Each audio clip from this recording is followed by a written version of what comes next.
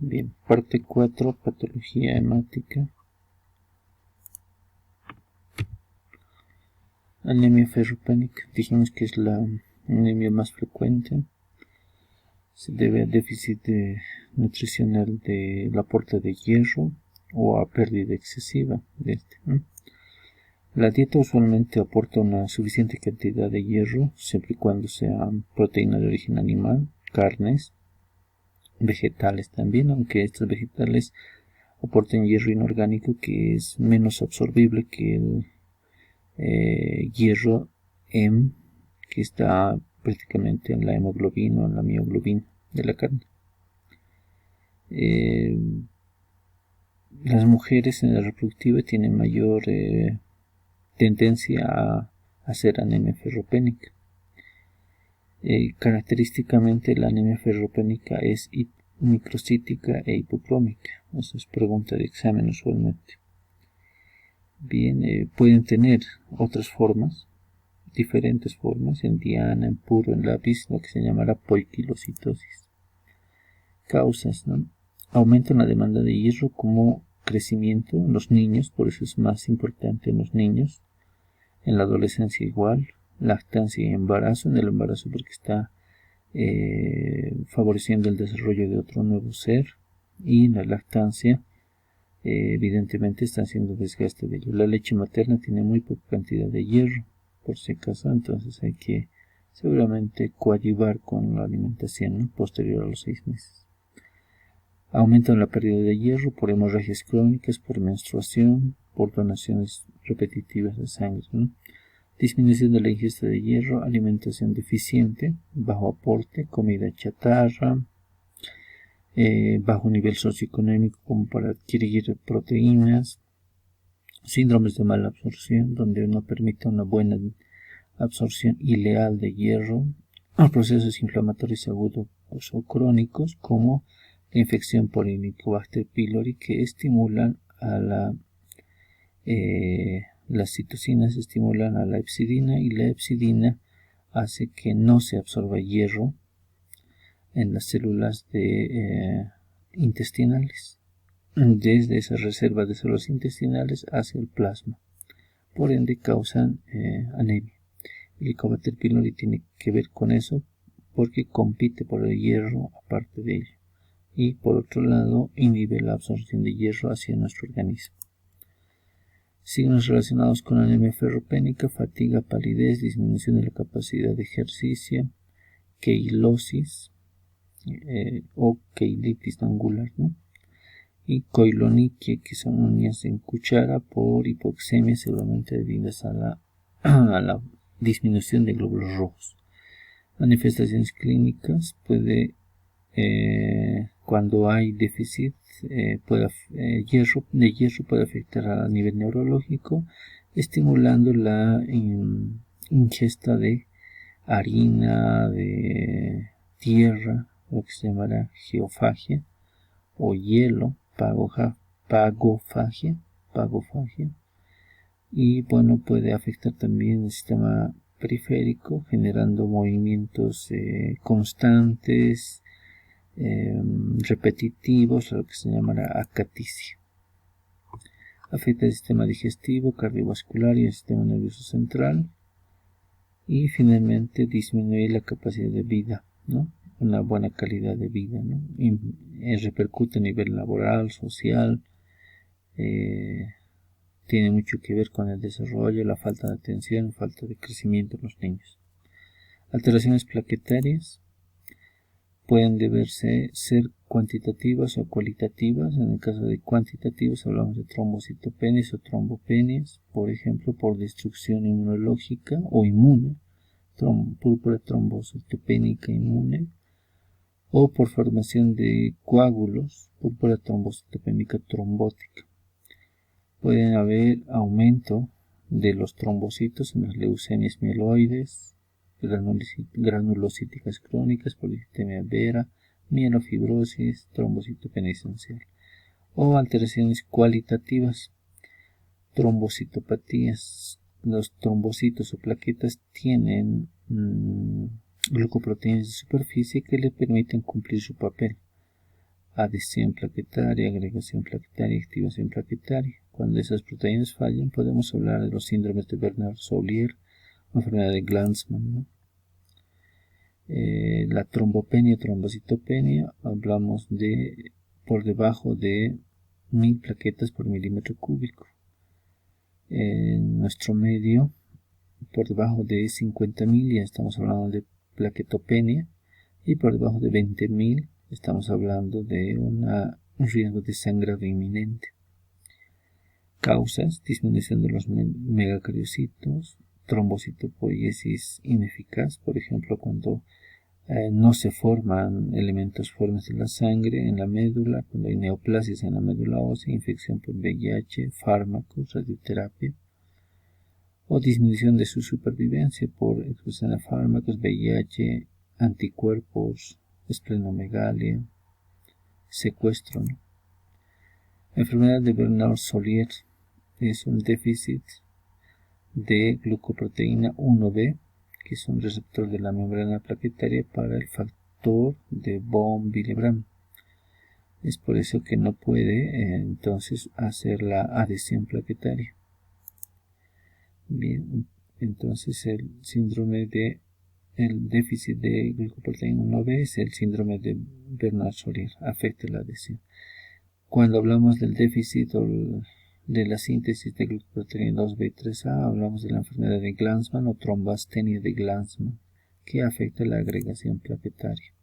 Aquí podemos ver, igual la enfermedad de Glanzmann, hay un déficit de esta glucoproteína 2b3a, o en el síndrome de Bernard-Soulier, donde aquí está el factor de von Willebrand, que se une al colágeno del vaso sanguíneo, y por otro lado a las plaquetas, es decir, específicamente el receptor de glucoproteína 1b. No hay capacidad de adhesión, en este otro caso no hay capacidad de agregación. La enfermedad de von Willebrand es la falta del factor de von Willebrand, este factor, el que une a ambos, y se va a manifestar con equimosis. El factor de von Willebrand tiene receptores o sitios de unión al colágeno subendotelial y con unos receptores de unión glucoproteína 1b 9 hacia las plaquetas, ¿no? Entonces no va a poder hacer lo que se llama adhesión plaquetaria y por ende va a haber riesgo de sangrado. Trombocitopenias, por ejemplo, la púrpura trombocitopénica inmunitaria va a caracterizarse por petequias. Pueden ser agudas o crónicas. Las agudas son en niños, siguen a un proceso viral, es repentino y aparece con púrpuras y petequias, se autolimita. Los adultos generalmente son mujeres, el inicio es insidioso y no siempre está relacionado con proceso infeccioso. No hay recuperación espontánea en este caso y pueden estar relacionados con SIDA, lupus eritematoso u otros síndromes, ¿no? Se dice inmune y no autoinmune, puesto que no siempre son anticuerpos contra las plaquetas, sino pueden ser de manera cruzada otros anticuerpos o exposición a ciertos microorganismos, a virus o sustancias, ¿no? Se manifiesta por equimosis. La púrpura trombótica trombocitopénica lo que ocasiona es formación de múltiples coágulos y en los coágulos quedan atrapadas las plaquetas y los glóbulos rojos se van fragmentando al pasar por estos coágulos. La disminución de estas plaquetas va a originar focos de hemorragia llamados púrpura.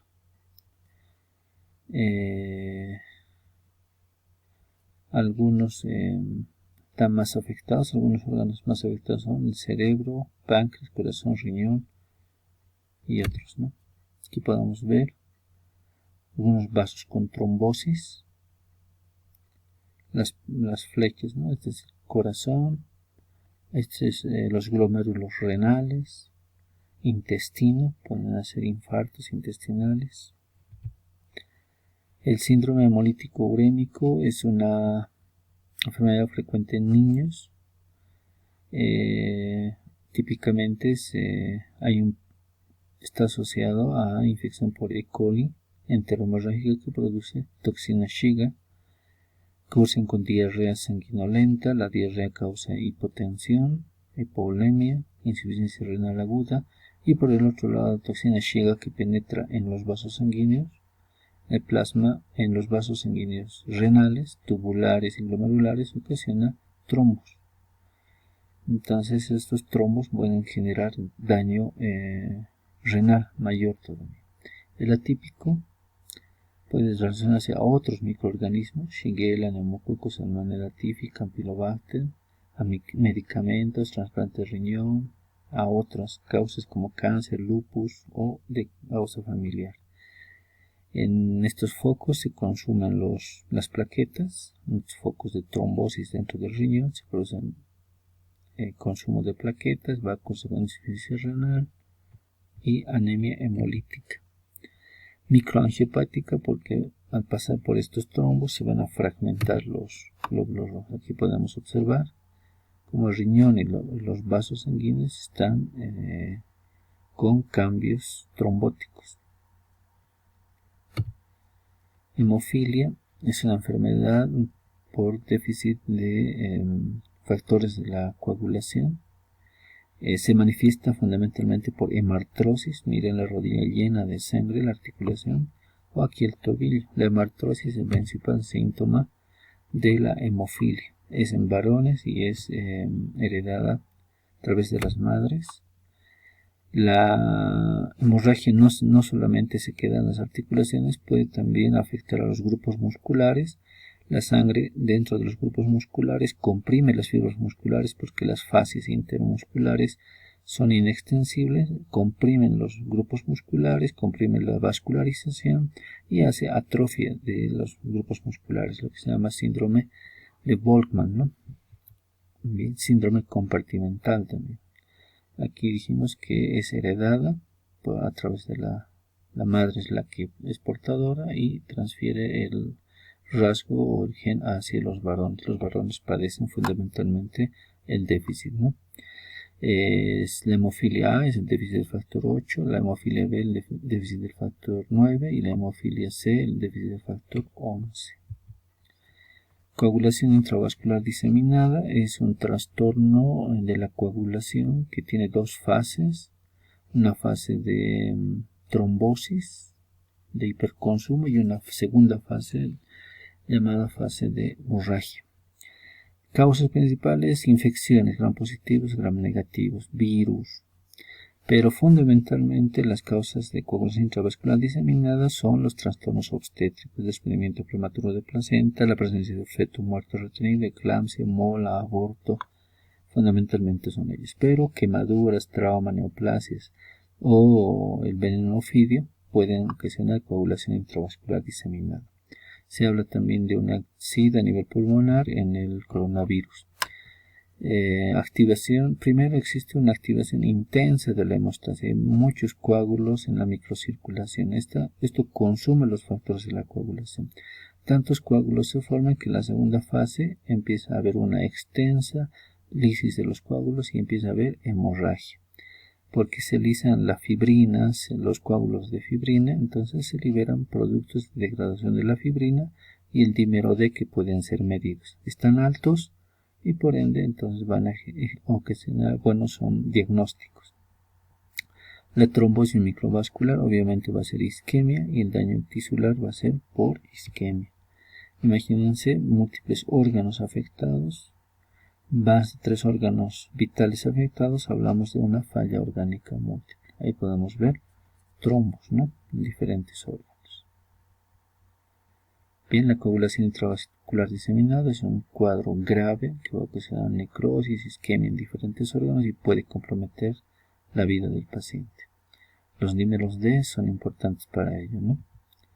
Transfusiones de plasma, seguramente con factores de coagulación, ayudarán a ver. Los glóbulos rojos que pasan por los coágulos se fragmentan y podemos tener esquistocitosis, varios fragmentos de glóbulos rojos de diferentes formas. Bien, hasta ahí el tema que sirva a manera de repaso para su parcial también, aunque el docente indicado dará el tema para el parcial.